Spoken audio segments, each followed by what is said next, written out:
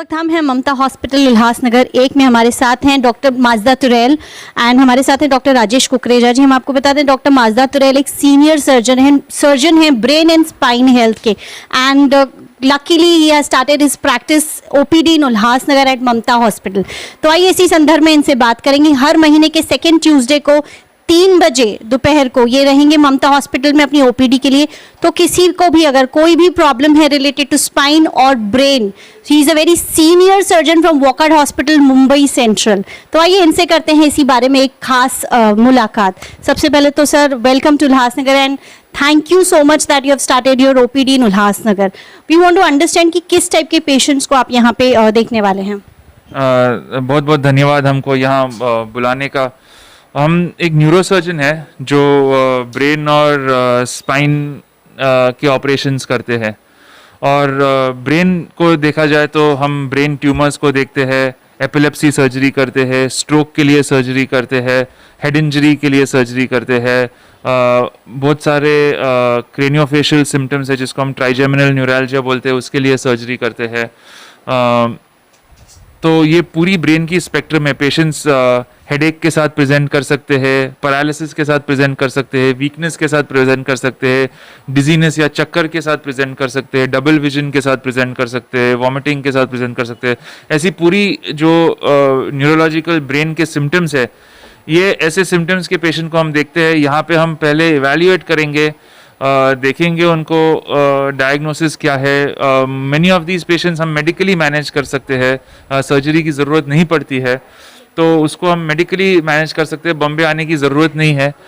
जो पेशेंट्स को सर्जरी लगती है उसको डेफिनेटली बॉम्बे आना पड़ेगा, और वहाँ पे हम अपनी वॉकहार्ट हॉस्पिटल है जो टर्शरी केयर सेंटर है, जो वेरी एडवांस्ड हॉस्पिटल है, जिसमें हमारा इंफ्रास्ट्रक्चर काफ़ी इंटरनेशनल स्टैंडर्ड से जुड़ा हुआ है।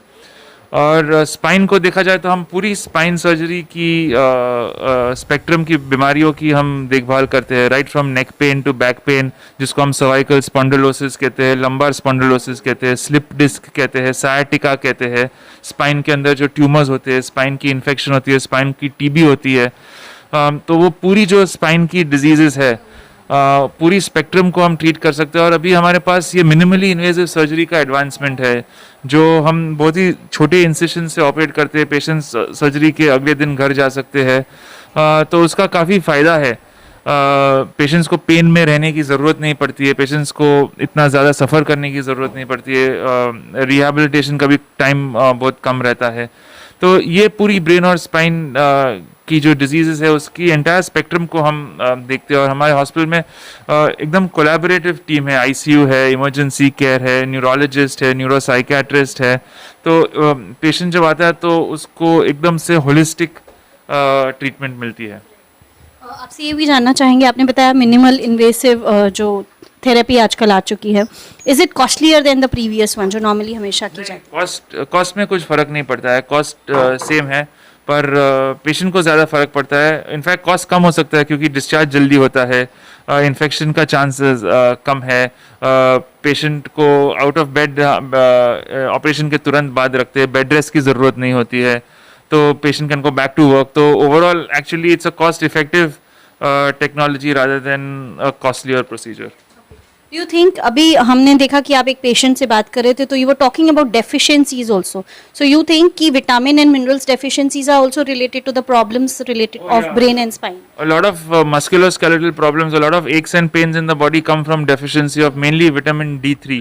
Dedicate 10-15 minutes to spinal exercises every day, then that will also be very very helpful. And obviously diet, और उसके ऊपर तो ध्यान ही रखना है, ओवरऑल हेल्थ के ऊपर ध्यान रखना है।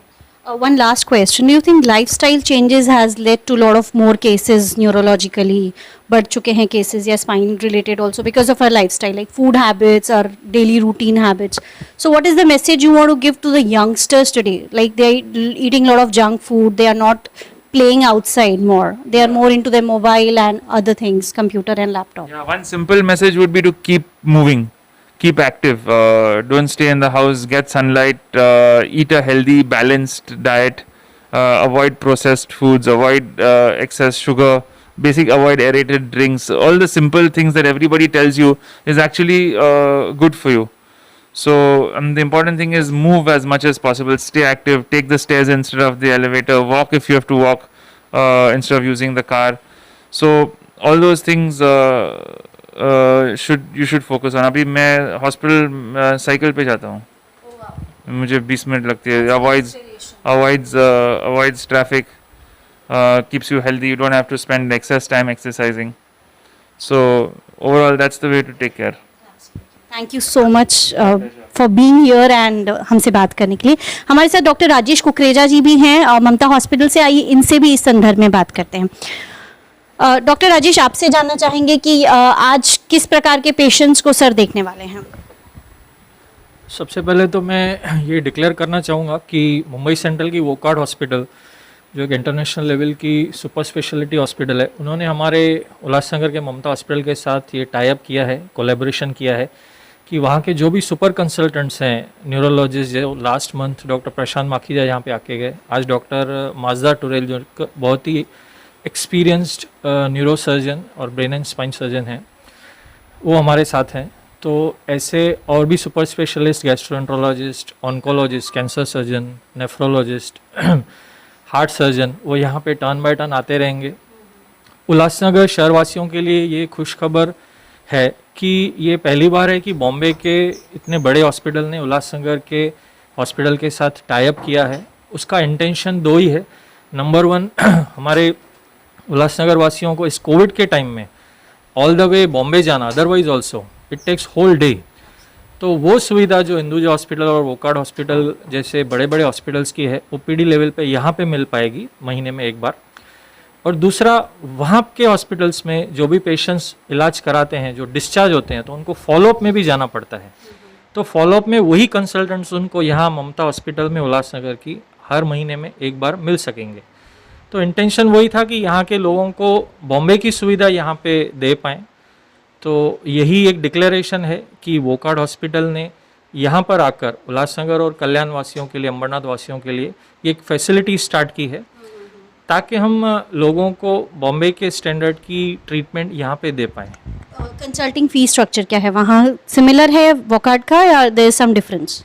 आई think to my knowledge, in fact यहाँ पे कंसल्टिंग फीस हमने बहुत ही नॉमिनल और कम रखी है. इट्स हार्डली 1000 रुपीज़ ही है, जो कि as far as I know Wockhardt में बॉम्बे में कुछ 2.5 to 3,000 रहती है. That is secondary. एक पुअर पेशेंट्स जो हैं उनके लिए भी हम लोगों ने एक सुविधा रखी है कि अगर वो अपने कॉर्पोरेटर का जेन्युइन लेटर लेके आते हैं that they are really poor, तो हम लोग उनको फ्री में भी देखने के लिए कंसीडर कर सकते हैं. एंड थर्डली, यहाँ से जो भी पेशेंट सुपर स्पेशलिस्ट को दिखाएंगे और in case of need arises, in case of emergencies, in case of surgeries, they will be taken care by these consultants only over there. हमसे बात करने के लिए बहुत बहुत शुक्रिया and congratulations once again. Will congratulate the whole team. ये बहुत ही अच्छी खबर है उल्लासनगर शहर के लिए कि इतने senior doctors from Wockhardt hospital यहाँ आकर ओपीडी स्टार्ट कर रहे हैं अपनी, ताकि उल्लासनगर, कल्याण, अंबरनाथ या डोंबिवली नियर बाय एरिया के जो लोग हैं उन्हें कहीं जाने की ज़रूरत ना पड़े. शुक्रिया.